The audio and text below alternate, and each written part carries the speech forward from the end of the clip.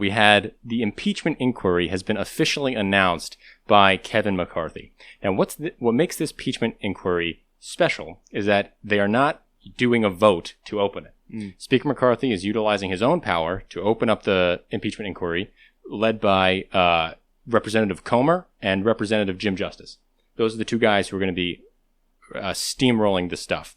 Now, obviously, there's a lot of criticism from the left. There are people who are suggesting that there isn't enough evidence to impeach him. Yeah.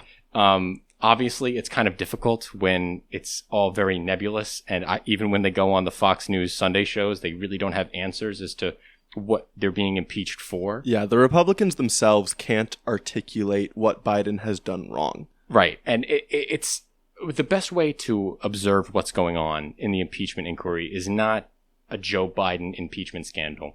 It's more about a battle inside the Republican Party for what the Republican Party wants to do and what it stands for.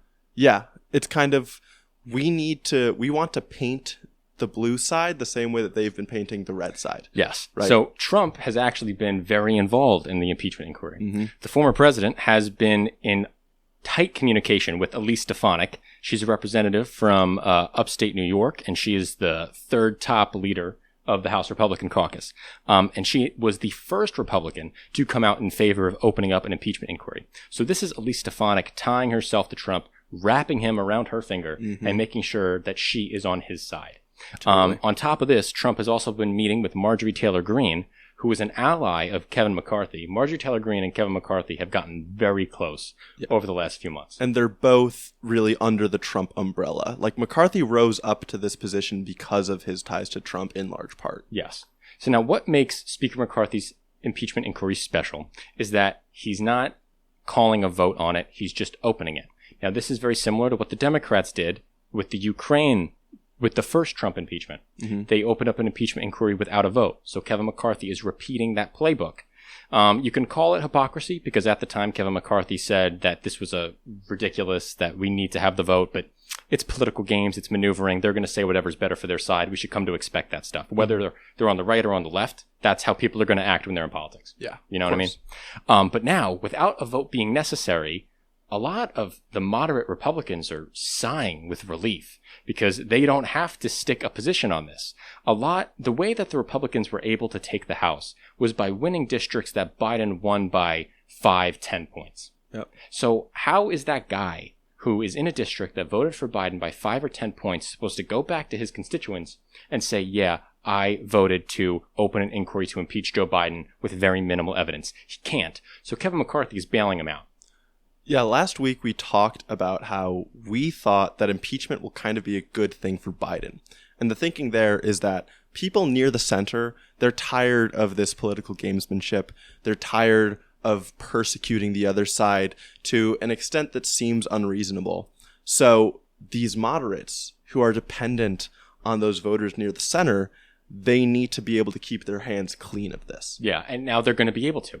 And this is exactly what Kevin McCarthy, I think this is the best outcome for Kevin McCarthy because he doesn't have to piss off his moderates by making them vote on it. Totally. And he thinks that this is going to placate the base, but we're going to get to that because I don't think it's going to work. No, they're too aware. Yeah, they're too aware. They know the game he's playing. Yeah. So the House cannot impeach and convict the president all on their own. They can impeach the president, but then the Senate has to convict. So I think it's important to, what are the Republicans of the Senate thinking about this?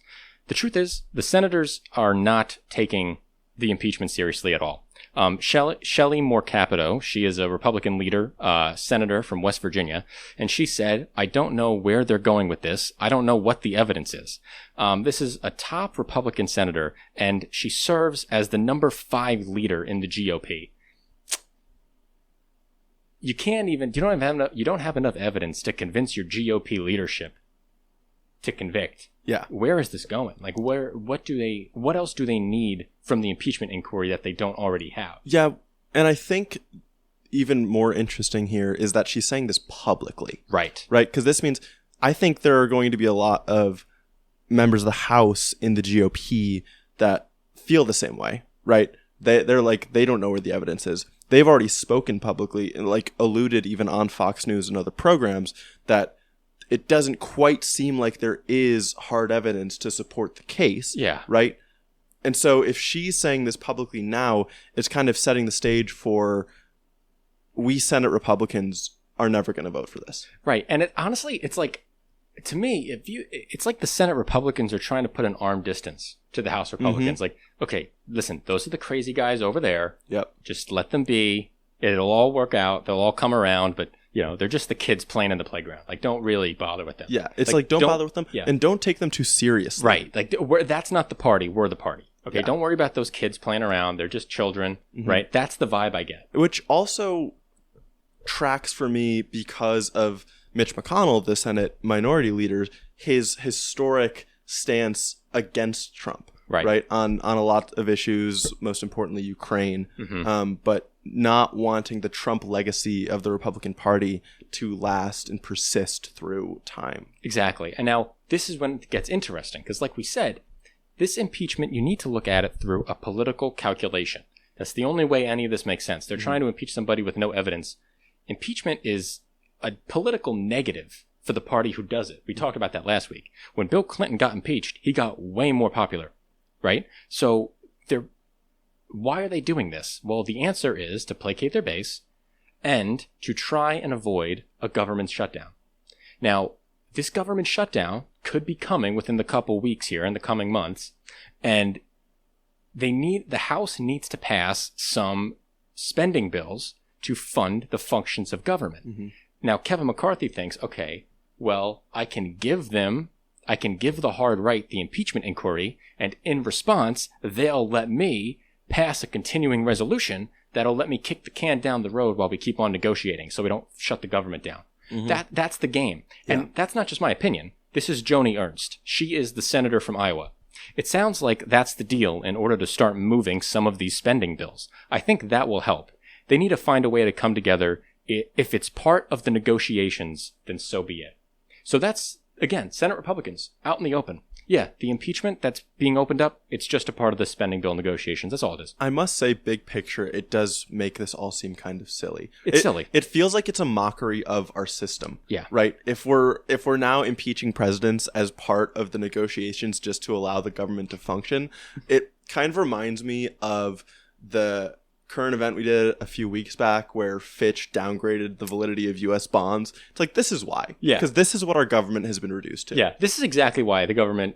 Listen, are you saying that we can't fund the military until we impeach the president? Is that where we're at? Is that what we're doing here? Like, it so obviously makes no logical sense that it is purely political gamesmanship. Yes. And...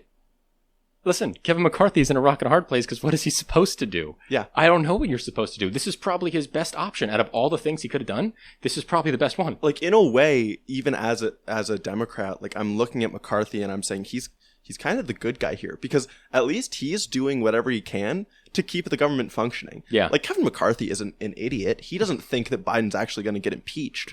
Right. He's trying to find whatever tiny narrow lane might be there for him to actually let the government serve the people. That's what I'm saying. Like, he knows, like, look, impeachment is going to raise Joe Biden's approval rating because that's what historically happens. It happened with Trump too. When he got impeached for the Ukraine stuff, that helped him. Now, McCarthy, you know what else will help Biden's approval rating a lot more?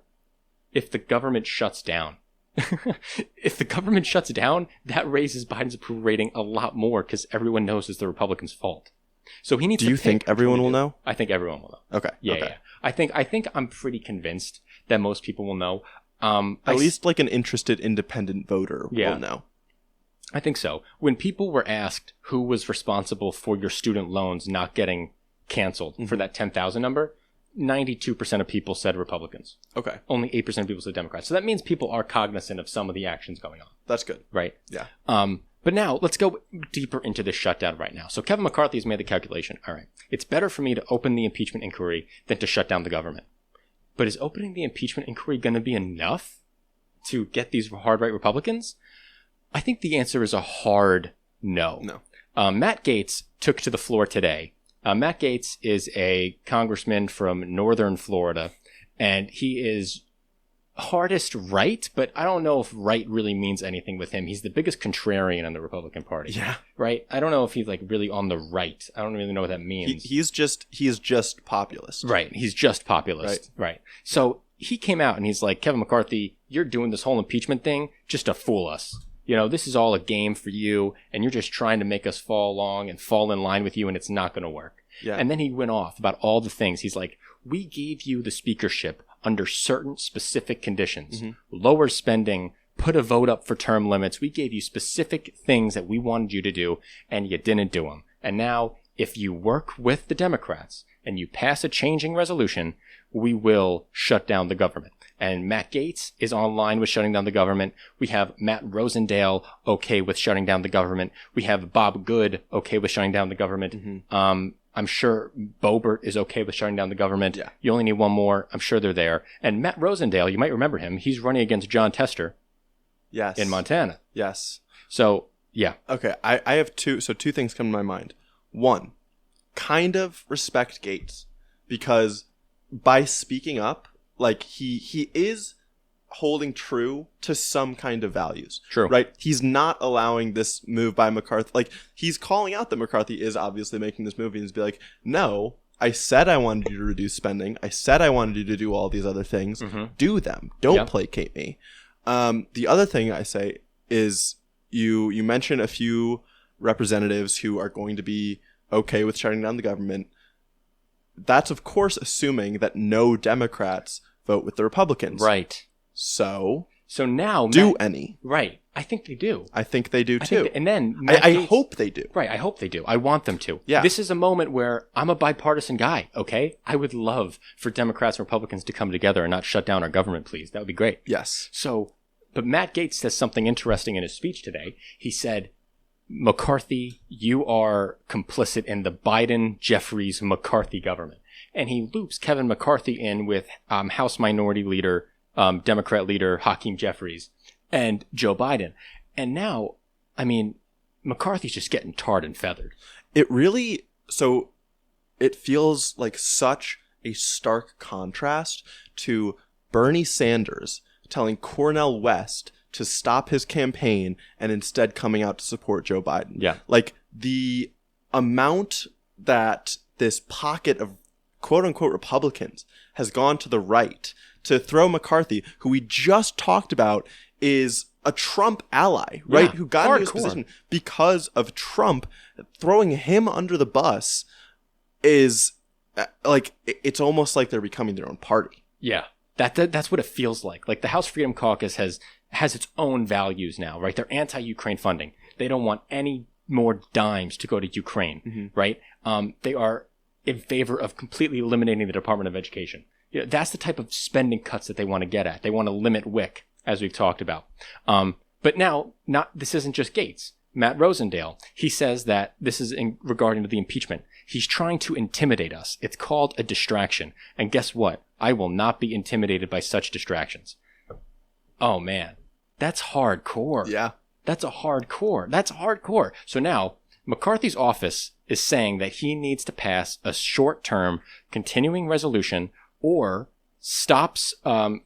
spending stopgap of a few months. So he just needs to kick the can down the road a few months. He can get his ducks in order, okay? And he says that it might be necessary to give Republicans more leverage in the spending negotiations, okay? Now we have Don Bacon from Nebraska. He's a moderate. He says that there's 180 of us that will vote for the speaker 15 more times if we've got to. So we just can't be held hostages to a threat. We're talking about a small minority who want to control the conference. And the moderates are now fighting back. Yeah. You know? Good for them. Yeah, and good for them, as they should. He's completely right. They should not allow this minority to control we're talking about like 25 representatives of a body that is 435. Yeah. And it's just not, it's ridiculous. Absurd. And so Eric Cantor, he was in the House leadership back in 2010, 11, 12, 13. And he put a warning out to Kevin McCarthy. During an interview in Politico, he said, like, don't mess around with government shutdowns. It does not play well for you on the federal level if you don't have a plan. Because if you go into a shutdown and you don't have a plan to get what you want, eventually all the leaders and all the bureaucrats take over all your desires and they just get the government back open and you get nothing and you look like a fool. And so he says, he's like, what do you guys want? Do you want reductions in spending? Do you want more money for the border? Do you want no money to Ukraine? Do you want impeachment? Eric Cantor's like, I don't know what they want. That's a little disingenuous because Matt Gaetz pretty explicitly said exactly what they want. Well, Matt Gaetz said what they want, but I guess what I would interpret this as saying is, what do you as a Republican caucus or like Republican coalition want? True. Which I don't know if there is anything except reductions in spending levels. Right. That's all they want. That seems pretty common. Right. Across That the seems board. like the common thing. But now this is hard because McCarthy has already negotiated with Biden for spending levels during the debt ceiling negotiation. So now he's going to be going back on all that stuff.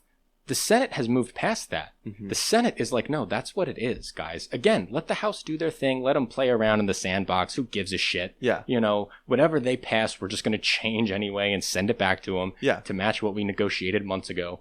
Yeah. That's the game going on. So Kevin McCarthy, he looks to me like a babysitter. Totally. Like a babysitter who's tearing his fucking hair out right now. It's so... When I hear reduction of spending levels, I think, okay, but then you think about what are you actually reducing? Like you get down even a little bit granular and it's like, oh, okay, so we have to take food aid from pregnant families, or we have to not support Ukraine, or we have to take money away from IRS enforcement, which I know any Republican listening to this is probably going to be thrilled about, but we're about to talk about why IRS funding is way more important than you even know. So yes, big picture, reduction in spending levels sounds great.